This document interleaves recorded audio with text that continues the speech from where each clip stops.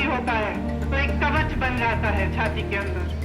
जितना जलील करते हैं उतना मजबूत बनता है।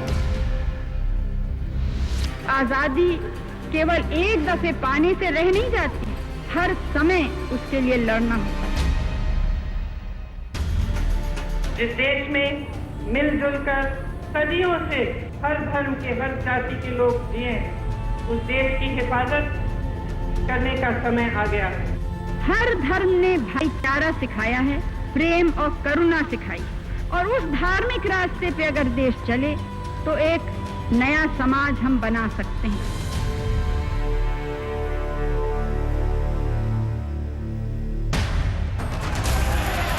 वो उम्र नहीं पर अंदाज वही, वो रसूख नहीं पर रुतबा वही, नाम वही, दांव वही, पहनावा वही, पहचान वही। वो ओहदा नहीं पर अहमियत वही।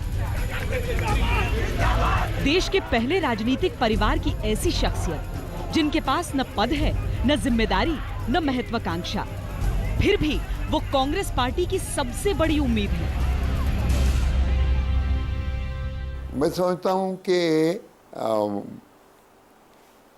ये जो प्रियंका है, क्योंकि एक कम्युनिकेट कर सकती है, जैसे कि मिसेस गांधी किया करती थी पब्लिक से, तो ये खुद ही मतलब अक्रॉस यूपी नहीं करना चाहती, सिर्फ 2 सीटों पे कर रही है, लेकिन इसका असर दूसरों पे भी हो सकता है। जिसने भी इंदिरा गांधी को देखा है वो प्रियंका में उनके अक्स को नकार नहीं सकता। वही तीखी नाक, वैसे ही बाल। वैसे दादी पोती का रिश्ता है तो नैन नक्श मिलने लाजमी है, पर चेहरे मोहरे से आगे प्रियंका और इंदिरा के हाव भाव भी एक जैसे हैं। वो भी उतनी फोटोजेनिक थी जैसे ये फोटोजेनिक है, और पर्सनल टच उसका भी था, इसका भी होता है, और अपना पॉइंट ऑफ व्यू अक्रॉस करने के लिए कोई बहुत देर नहीं लगा थी। इसमें कोई शक नहीं कि दादी से बहुत कुछ प्रियंका जी ने सीखा है, और बचपन उनका पूरा दादी के साथ गुजरा है, और इन लोगों की आदत थी कि स्कूल भी जाते थे सुबह तो दादी से मिल के जाते थे, और लोगों में जनमानस में ये कि प्रियंका जी बिल्कुल इंदिरा जी की प्रतिरूप है। जहाँ भी किसी को दुख है। इंदिरा गांधी की शख्सियत जादुई थी। अपने चंद शब्दों से लाखों का मन मोह लेती थी। वो जब बोलती थी लोग मुग्ध होकर सुनते थे। एक एक खून का खतरा जितना मेरा है, वो एक एक खून एक भारत को जीवित करेगा। कार्यकर्ताओं और आम लोगों से कुछ इस अंदाज में मिलती जुलती कि ये अपने आप में एक अलग ही विज्ञान दिखता।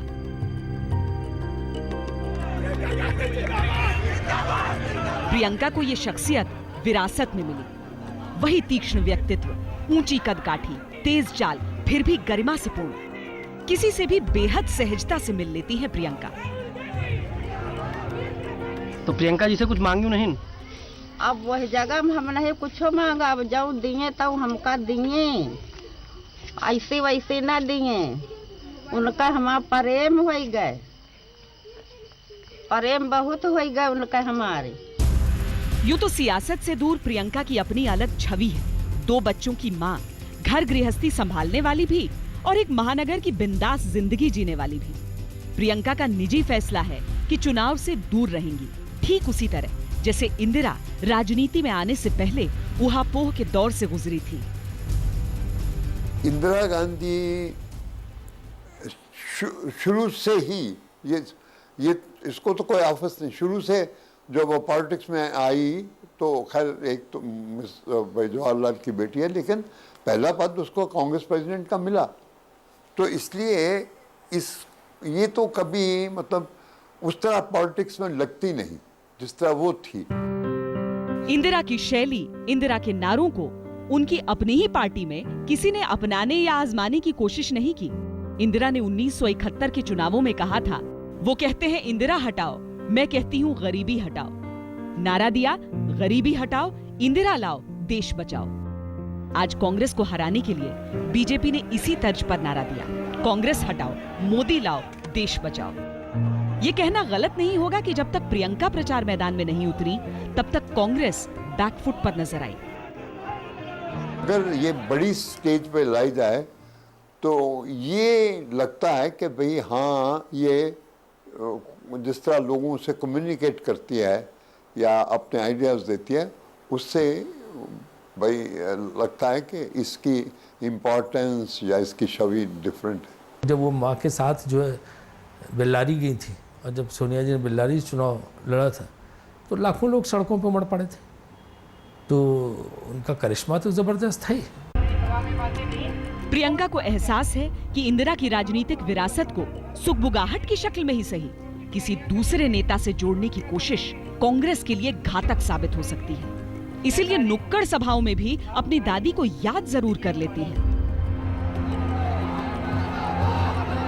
पार्टी ने लाख कोशिश की, लेकिन प्रियंका चुनावी रणक्षेत्र का रुख मां और भाई के लिए ही करती हैं। पर जब वो कमान संभालती हैं, तो उनकी ऊर्जा, उनका प्रभा मंडल ऐसा नजर आता है जिससे न तो समर्थक अछूते रहते हैं न विरोधी। राजनीतिक विश्लेषक मानते हैं कि प्रियंका अपने विरोधियों पर उसी अंदाज में हमला करती है जैसे उनकी दादी इंदिरा किया करती थी। राहुल जी का मजाक उड़ाते हैं, कभी उन्हें नमूना कहते हैं, कभी उनकी तुलना किसी हास्य अभिनेता के साथ करते हैं, कभी उनको शहजादे कहते हैं। तो मेरे मन में ये बात आती है कि आपने तो प्रधानमंत्री बनने की आस रखी हुई है, आस बनाई है, लगाई हुई है, तो इस बचपने में क्यों पढ़ते हैं? उस पद की गरिमा को पहचानिए। एक तो कुदरती समानता, ऊपर से प्रियंका को ये एहसास कि जनता उनमें उनकी दादी को तलाशती है। इंदिरा अक्सर चुनावी रैलियों में खादी या फिर हैंडलूम की बनी साड़ियां पहनती थी।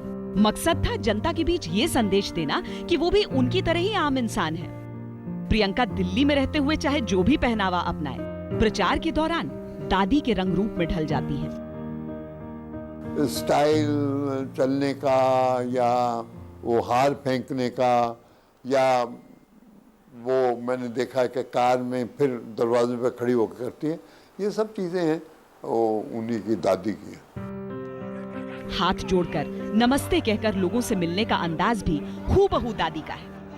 रैलियों और जनसभाओं की ठीक वैसी ही शुरुआत प्रियंका भी करती है। जनता के बीच पहुंचना, उनकी दिनचर्या अपनाना, ये कला भी शायद प्रियंका ने इंदिरा से ही सीखी है।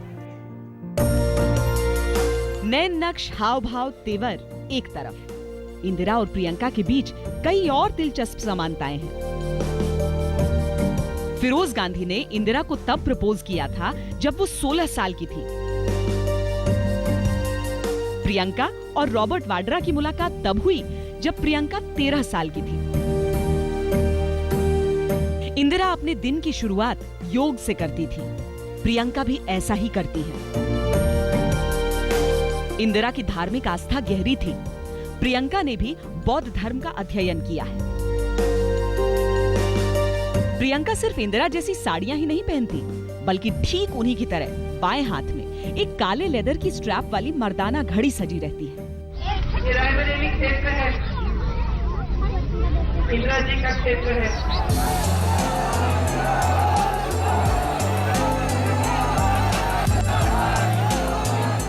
लोगों से मिलने का एक जैसा अंदाज तो है ही, दोनों की हिंदी भी बोलचाल वाली, बेहद सरल। धर्म में ये नहीं है कि लड़ाई करें। हर धर्म ने भाईचारा सिखाया है, प्रेम और करुणा सिखाई है। और उस धार्मिक रास्ते पे अगर देश चले तो एक नया समाज हम बना सकते हैं। जिस देश में मिलजुल कर प्रेम की भावना को लेकर सदियों से हर धर्म के, हर जाति के लोग जिए, उस देश की हिफाजत करने का समय आ गया है।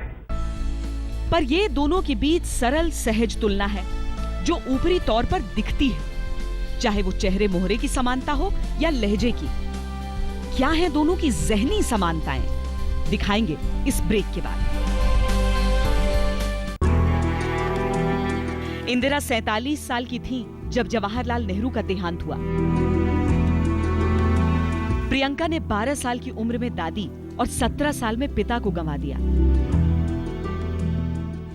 यूं तो राहुल प्रियंका से 1 साल बड़े हैं, लेकिन विपरीत परिस्थितियों से लड़ने की क्षमता और दृढ़ता प्रियंका में अधिक नजर आती है।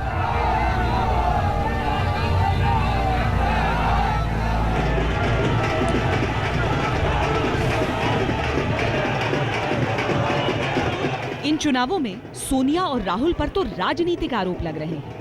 निजी आरोप झेल रही हैं प्रियंका। 10वीं कक्षा में पढ़ा हुआ नौजवान,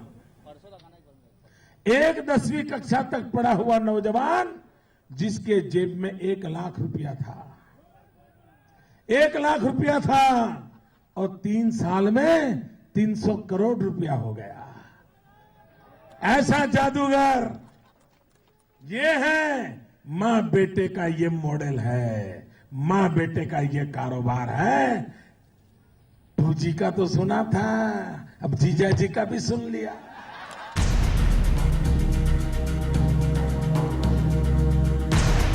ये आरोप पुराने हैं और कांग्रेस की ओर से कभी भी मजबूती से इनका जवाब नहीं दिया गया। पर प्रियंका ने मानो दादी से ही पलटवार सीखा। इंदिरा 49 की आयु में देश की प्रधानमंत्री बन गई थी।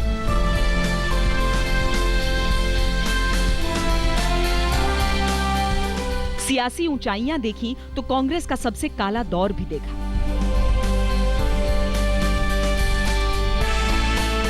उन्नीस 1977 के चुनावों में हुए सफाए के बाद सरकार में करिश्माई वापसी की।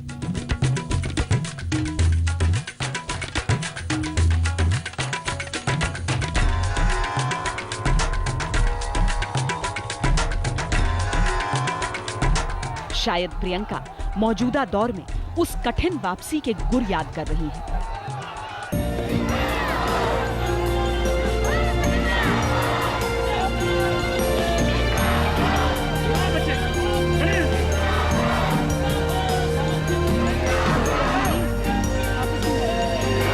प्रियंका भले ही सिर्फ अमेठी और रायबरेली में प्रचार कर रही हो, चुनावी सभाओं में दिए जा रहे भाषण देश को संबोधित रहते हैं।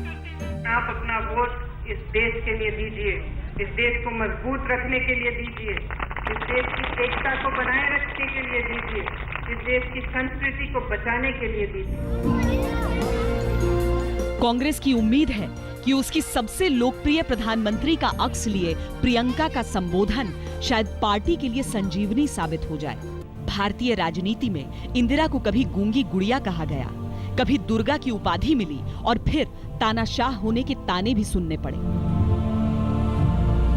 प्रियंका को ऐसा राजनीतिक संघर्ष नहीं देखना पड़ा है, न ही कोई ऐसी उपलब्धि उनके नाम है जो उन्हें उनकी दादी के आसपास भी खड़ा करे। पर आज अगर इंदिरा की आत्मा कांग्रेस का हश्र देख रही हो तो अपनी पोती में ही उन्हें पार्टी की सबसे बड़ी उम्मीद नजर आ रही होगी।